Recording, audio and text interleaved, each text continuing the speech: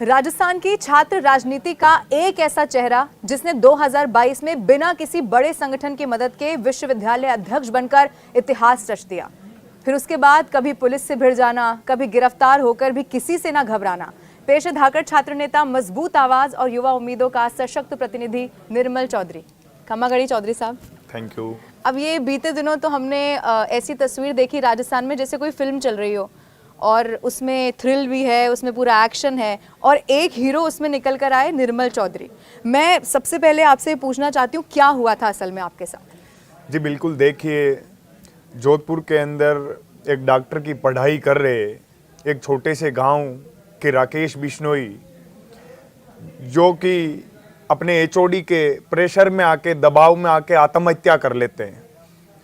उनको जोधपुर से जयपुर के लिए रेफर कर दिया जाता है, जबकि जोधपुर के अंदर राष्ट्रीय स्तर के अस्पताल होने के बावजूद जयपुर के अंदर उनको रेफर इसलिए किया जाता है कि वो जोधपुर से जयपुर आने तक उनकी जान चली जाए। तो उसके बाद उनके परिजन, उनके भाई, जो कि एक फौजी, एक राजस्थान पुलिस का सिपाही, वो जो किसान कौम का बेटा अपनी जान दे के चला इसलिए जाता है क्योंकि उसके एचओडी ने उसको बार बार प्रेशराइज किया कि तुझे मैं तेरी डिग्री से वंचित कर दूंगा, क्योंकि तू मेरी बातचीत नहीं मान रहा, मेरे लिए जो रकम मैं मांग रहा हूं वो तू दे नहीं रहा है। उनका जो फौजी भाई है वो कई बार उस एचओडी से भी मिला, लेकिन वो उनको संतुष्ट नहीं कर पाया, इसलिए उसकी जान चली गई। उसके खिलाफ जयपुर के अंदर एसएमएस अस्पताल के बाहर, मोर्चरी के बाहर कई दिन आंदोलन चला, जिसके अंदर 2 दिन तक उनके परिजन बिना कुछ खाए पिए हुए, आंधी तूफान बारिश के अंदर भी हम सब लोग सड़क पे आंदोलनरत रहे। लेकिन किसी ने, प्रशासन या सरकार के किसी भी नुमाइंदे ने आके सुध नहीं ली। जब उन परिजनों का कहना था कि 2 दिन से रेगुलर रात और दिन हम यहाँ बैठे हैं, आंदोलन कर रहे हैं, तो कुछ खा पी नहीं रहे क्योंकि लाश का दाह संस्कार नहीं हुआ, तो उन लोगों का कहना था कि टेंट लगा दिया जाए ताकि हम इस लोकतंत्र के अंदर हमारी आवाज को बुलंद कर पाए, आखिर तक हम न्याय लेके यहाँ से उठे, वरना अस्पताल के अंदर चले जाएंगे, हमारी ये लड़ाई अधूरी रह जाएगी। इसलिए हम लोगों ने वहां टेंट लगाने की शुरुआत की। जब टेंट हम लगा रहे थे तो पुलिस प्रशासन आता है, एडिशनल एसपी, डिप्टी एसपी, वो लोग आके वहां आतंक मचाते हैं। तो हम लोगों ने एक ही बात कही कि क्या हम लोकतंत्र के अंदर हमारे हक और अधिकार की बात को उठा नहीं सकते? क्या हम न्याय की लड़ाई को लड़ नहीं सकते? ये लोकतंत्र में हमारा अधिकार है और ये हक और अधिकार आप छीनने का प्रयास करोगे तो फिर आपको हमारे से लाठी और निर्मल, लेकिन आपकी गिरफ्तारी हुई, फिर आपने बहुत सारे आरोप लगाए कि आपके साथ बदसलूकी हुई, मार पिटाई हुई, वो क्या कहानी है? जी बिल्कुल, देखिए जब 7 दिन तक राजस्थान पुलिस के आला अधिकारियों को सड़क पे संघर्ष करना पड़ा, बारिश में भीगना पड़ा, उसके बाद उन लोगों ने ये एक षड्यंत्र रचा कि किसी भी तरीके से जो भी युवा इस तरीके के आगे आते हैं, इस एक को देख के 10 और आगे आएंगे, तो इस एक का आप इलाज कर दीजिए ताकि दोबारा से नया ऐसा समस्या का हम लोगों को सामना नहीं करना पड़े, कोई नई लड़ाई लेके और यहाँ सड़क पे नहीं उतरे। तो इसके बाद, क्योंकि आपने बहुत गंभीर आरोप लगाए हैं भाई पुलिस पर कि इस तरह की बदसलूकी आपके साथ हुई है, तो क्या इसको लेकर आपने कोई एफआईआर दर्ज कराई कि आपने कानून का सहारा लिया? बिल्कुल, इसके लिए मैं मानवाधिकार में भी जाऊंगा, मैं हाईकोर्ट में भी जाऊंगा, क्योंकि आप देखिए किस तरीके से मेरे को परीक्षा देते हुए उसके वीडियो फुटेज सब जगह चले और आम व्यक्ति ने, हर मीडिया कर्मी ने देखा है कि एक मेरे को परीक्षा देते हुए किस तरीके से वो बदसुल्की करके सिविल ड्रेस में 400-500 पुलिस वाले आके पूरी यूनिवर्सिटी को घेर लेते हैं। क्या मेरे शिक्षा का अधिकार भी वो लोग छीनेंगे? क्या लोकतंत्र में ये अधिकार उन लोगों को है? क्या ये जो चीजें मेरे साथ 50% जो बीती वो तो मैंने खुद ने देखी, लेकिन 50% तो लोगों के सामने उन लोगों ने इस तरीके की कोर्ट में किस तरीके से पुलिस मेरे साथ बर्ताव कर रही है, तो ये सब चीजें आतंकवादी के साथ की जाती है। मैं एक आम आदमी हूँ, एक जनप्रतिनिधि हूँ, मेरे साथ इस तरीके की जो घटनाएं उन लोगों ने की वो कहीं न्यायोचित ही नहीं है। क्योंकि आप सोचिए, मेरे साथ एक जनप्रतिनिधि जो कि विधायक अभिमन्यु पूनिया, उनको किस तरीके से वो डिग्गी के अंदर डाल रहे हैं जैसे किसी चोर को, किसी हत्यारे को डालते हैं, तो ये कहां तक जायज है? तो इसकी लड़ाई हम बिल्कुल न्यायपालिका में मजबूती से लड़ेंगे। तो ये, क्योंकि कई सारे वीडियोस है सोशल मीडिया पर, एक भरमार है उन वीडियोस की निर्मल, कि आप पुलिस से चलते फिरते भिड़ जाते हैं। अब लोग ये कहते हैं कि क्या ये सब कुछ सुर्खियों में रहने के लिए किया जाता है क्या, और उसी का क्या एक और उदाहरण था क्या? इस तरह के आरोप भी लग रहे हैं आप पर। हम 2 दिन तक शांति से बैठे हुए हमारी आवाज बुलंद कर रहे थे। जब 2 दिन तक हमारी शांति से हम आवाज बुलंद कर रहे थे तो उसके बाद वहां आके पुलिस ने आतंक मचाया। ना कि हम पुलिस के किसी ऑफिस पे गए या किसी पुलिस के अधिकारी के घर जाके हमने आतंक मचाया। हम हमारी सड़क पे बैठे हुए लोकतंत्र में हमारा हक और अधिकार है, हम हमारी आवाज बुलंद कर सकते हैं। उसको उन लोगों ने दबाने का प्रयास किया तो हमारा आपस के अंदर टकराव हुआ। तो उन लोगों को मैंने कहा आमने सामने आप लोग टकराव कीजिए, आप में ज्यादा ताकत होगी तो आप लोग जीत जाओगे, हमारा में ताकत होगी जनता की तो हम लोग जीत जाएंगे। तो मैंने उस दिन एक बात कही थी कि राकेश बिश्नोई को न्याय दिलाएंगे, चाहिए आप लोग मुझे सलाखों के पीछे डाल दें, हमें कोई दिक्कत नहीं है। तो वही हुआ आखिर में, उन लोगों ने मुझे तो सलाखों के पीछे डाल दिया, लेकिन हमने सरकार से न्याय की जो लड़ाई थी उसके अंदर न्याय छीन के लिया। निर्मल, इस पूरे प्रदर्शन के दौरान और फिर जब आपकी गिरफ्तारी हुई, हनुमान बेनीवाल, कुछ ऐसे नेता हैं जिन्होंने बड़ा मुखर होकर आपका साथ दिया और सोशल मीडिया पर आपने देखा होगा बाहर आने के बाद एक भरमार थी उन ट्वीट की, उन पोस्ट की। तो आपको क्या लगता है कि ऐसे बड़े नेता उस प्रदर्शन में शामिल होकर आपकी मदद क्यों नहीं कर रहे थे जब उन्होंने गिरफ्तारी का तो विरोध किया, जब आपको जेल ले जाया गया? आंदोलन के अंदर हनुमान बेनीवाल जी, अभिमन्यु पूनिया, अनिल चोपड़ा जी जो जयपुर ग्रामीण के प्रत्याशी रहे कांग्रेस पार्टी के, और कई जनप्रतिनिधि धरने में मौजूद रहे।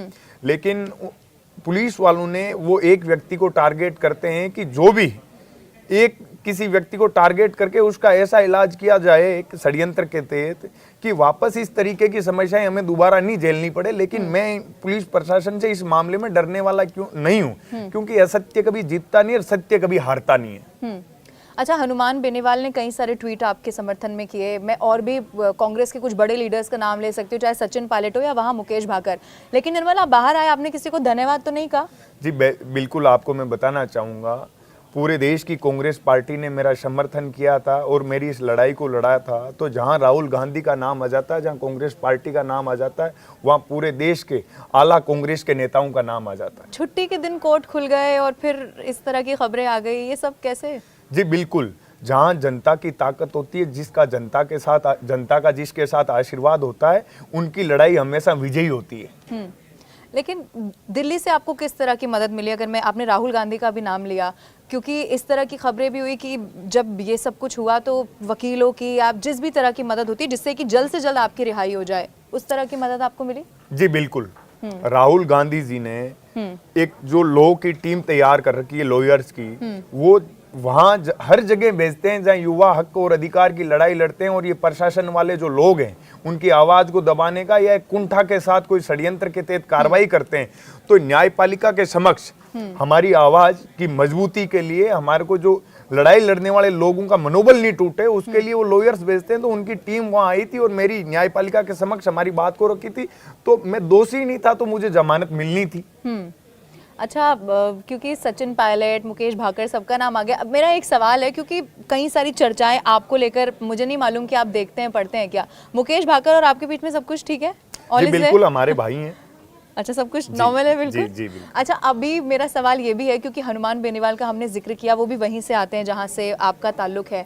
तो अब आपने आने वाले भविष्य के लिए क्या सोचा है अपने? जी बिल्कुल, मैं कांग्रेस पार्टी में काम कर रहा हूँ और आगे भी कांग्रेस के एक मजबूत सिपाही की तरह धरातल पर के पार्टी के लिए, जनहित के जो भी मुद्दे होंगे उनके लिए संघर्ष करेंगे, काम करेंगे। तो मेरी बात क्या अभी आने वाले नागौर में कुछ ऐसी सीट से किसी विधायक से हो रही है क्या आने वाले समय के? जी देखिए, ये तो जनता तय करती है कि कौन सरपंच बनता है, कौन विधायक बनता है, कौन पंच है, कौन सांसद बनता है। ये तो हम लोग तो जनता के जो हित के काम होते हैं लोकतंत्र के अंदर, जहां भी किसी पीड़ित शोषित व्यक्ति के साथ अन्याय होता है तो उनकी आवाज को बुलंद करने का जो हमारा काम है, वो हम धर्म निभा रहे हैं। ये तो जनता तय करेगी किसको क्या बनना है। अच्छा, अब क्योंकि ये तो सारी पॉलिटिक्स है जो इस वक्त चल रही है और ख़ास तौर पे राजनीति में, अगर मैं आपके पूरे सफ़र की भी बात करूं, जिस तरह से आपने 2022 में चुनाव जीता, तो आपको क्या लगता है तब से अभी तक आपने किस तरह का बदलाव छात्र राजनीति में देखा है? जी बिल्कुल, देखिए, पहले दिन से मैं आपको बताना चाहूँगा कि जब 2015-16 की बात है, उस समय भी स्टूडेंट्स के हित के लिए कुछ पेपर आउट हो गए थे, उसके लिए हमने आंदोलन किया था और उसकी वजह से मुझे बाल कारावास भी काटना पड़ा था। तो ये जेल, ये बाल कारावास, ये हमारे लिए कतई मायने नहीं रखता है।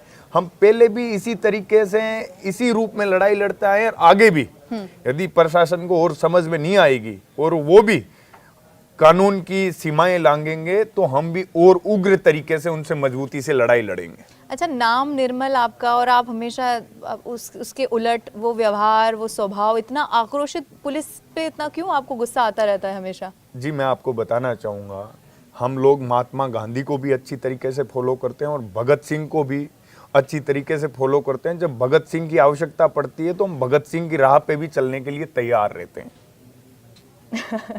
निर्मल, लेकिन आपको नहीं लगता कि कई बार ऐसी चीजें फंसा देती हैं?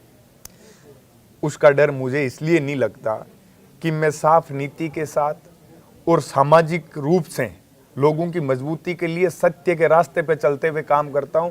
जो व्यक्ति जीवन में गलत काम करता है या गलत रास्ते पे चलता है या असत्य या अन्याय को अपनाता है, उन लोगों को डरने की आवश्यकता है, क्योंकि सत्य कभी पराजित हो ही नहीं सकता।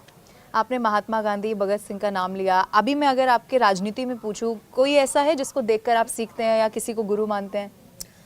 जी बिल्कुल, मैं आपको बताना चाहूँगा कि प्रत्येक लीडर का, हर जनप्रतिनिधि का जनता के हित में काम करना उसका धर्म होता है और उसी को मैं हमेशा देखता हूँ, क्योंकि जो व्यक्ति जीवन के अंदर, इस लोकतंत्र के अंदर जनता के हित और देश के सुनहरे और युवाओं के सुनहरे भविष्य के लिए काम करता है, उसी को जनता एक्सेप्ट करती है। अच्छा, लेकिन आपका वो धाकड़ जो अंदाज है जो हमेशा सोशल मीडिया पर हम देखते हैं, खासतौर पर मैं सोशल मीडिया का इसीलिए जिक्र कर रही हूँ, अभी बीते दिनों, और ये आउट ऑफ कॉन्टेक्स्ट से, लेकिन मैं आपको बताऊँ, बीते दिनों जब आपने, मुझे नहीं मालूम पढ़ा क्या, जब आपने डिफेंडर खरीदी तो लोगों ने कहा कि ये विधायक बनने से पहले का तामझाम है और इंतजाम है। जी बिल्कुल, मैं बताना चाहूँगा आपको, मैं एक नॉर्मल से किसान परिवार से, एक छोटे से गांव से आता हूँ। मेरे आज भी कोई व्यापार नहीं है, लेकिन हम जहाँ भी चलते हैं 150 साथी साथ में चलते हैं, तो उसके लिए संसाधनों की आवश्यकता होती है। तो सामाजिक रूप से हमारे जो मजबूत साथी हैं, जो लोग हैं, वो संसाधन हमें मुहैया कराते हैं और बिल्कुल हम लोग संसाधनों का उपयोग करते हैं। तो ये अकेले चलने के बाद अब ये कारवां जो आगे बढ़ता जा रहा है, इतने लोग आपके साथ जुड़ गए, क्या आप बचपन से सोच लिया था कि भाई राजनीति करनी है, या कैसा रहा जीवन? जी देखिए, 12वीं पास करते ही मेरे जीवन के अंदर रास्ता ही मुझे यही मिला कि मैं स्टूडेंट्स के हित में लड़ता आया। तो ये एक तरीके से बचपन ही कह सकते हैं कि 12वीं के बाद से ही इसी रास्ते पे शुरुआत कर ली थी संघर्ष की। छात्र नेता तो निर्मल चौधरी अच्छे बन गए, छात्र कैसे थे?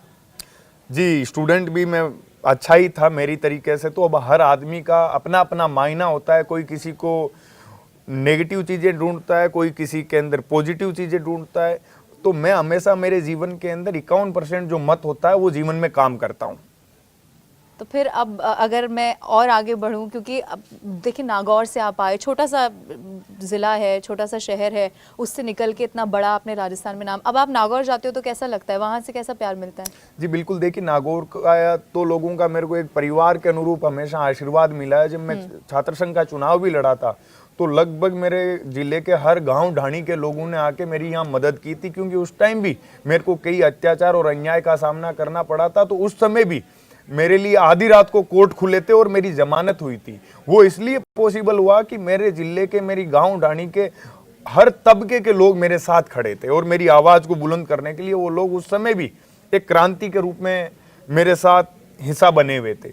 तो इसीलिए उन लोगों के ऊपर जब कोई अत्याचार की बात आती है और कोई प्रताड़ना की बात आती है, कोई षड्यंत्र होता है, तो मैं भी उन लोगों की उसी ताकत के साथ दोगुनी ताकत से आवाज बुलंद करता हूं। तो अब अगर वो लोग चाहेंगे कि आप आंदोलन से आगे बढ़कर एक राजनेता के तौर पर, एक नेता के तौर पर, छात्र राजनीति से आगे बढ़कर उनके लिए आवाज उठाएं, तो?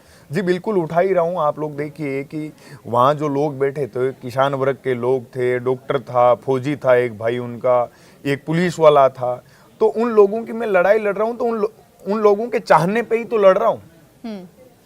तो ऐसी क्रांति, अच्छा आप एक हाइपोथेटिकल अगर मैं सिचुएशन आपको दूं, आने वाले समय में क्या आपको लगता है कि अगर चुनाव लड़ने की संभावनाएं बनती हैं तो चूंकि आपने बताया अगर राहुल गांधी का नाम आ गया, वहां दिल्ली से सारी चीजें आपकी मदद के लिए आ गई, तो आपको क्या लगता है ये राह आपके लिए राजनीति के तौर पर कितनी आसान है अगर आप कभी चुनाव लड़ना चाहें तो? देखिए, मैं जीवन भर पद, पावर, ये मेरे लिए कोई मायने नहीं रखता। मैं आज भी एक जन सेवक के रूप में काम कर रहा हूँ और जीवन भर चाहे किसी ओहदे पे जाऊं, किसी पार्टी का सदस्य रहूं या किसी पावर का हिस्सा रहूं या ना रहूं, मेरा जो काम है ये जनहित का काम है। ये जीवन भर में मरते दम तक करता रहूंगा। ये मेरा रास्ता मैंने जो चुना है, ये बड़ा सोच समझ के चुना है कि हर पल, हर परिस्थिति में, हर स्थिति में मुझे जनता के हित के लिए जितना ज्यादा से ज्यादा मैं कार्य कर सकूं वो करना है।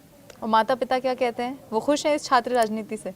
ठीक है, उनके अनुरूप तो मुझे कोई शिक्षक या कोई बाबू की नौकरी करनी चाहिए थी। उन लोगों का हमेशा से जीवन में एक सपना रहा था कि हमारा बेटा कोई मास्टर बन जाए और गांव में खेती बाड़ी देख लेवे और अपना जीवन व्यापन करे, क्योंकि वो ग्रामीण परिवेश के लोग हैं। उनको इन चीज़ों से बड़ा भय है, डर लगता है कि कब ये किसी षड्यंत्र का शिकार हो जाए और इनका जीवन किस दिशा में चला जाए। लेकिन हमारा हौसला और जुनून मजबूत है। हमने जो ये रास्ता पकड़ा है इसके अंदर यू टर्न का कोई तरीका नहीं है।